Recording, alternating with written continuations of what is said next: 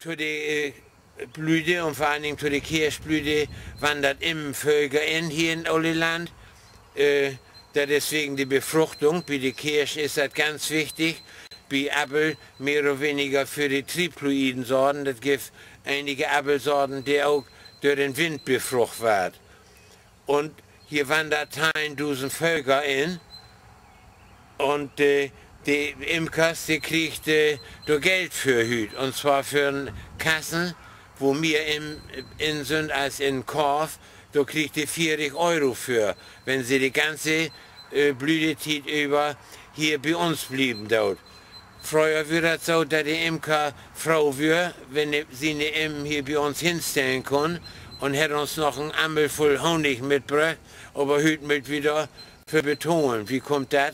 Die Imker sind sehr viel weniger geworden und das sind ja auch Kosten, wenn er nur ganz Südköln kommt und mit in der Zeit dreimal herkommen und nur sie die Immen kriegen, sind seine 40 Euro, die er kriegt, dann auch langsam weg. Da bleibt dann auch nicht viel über.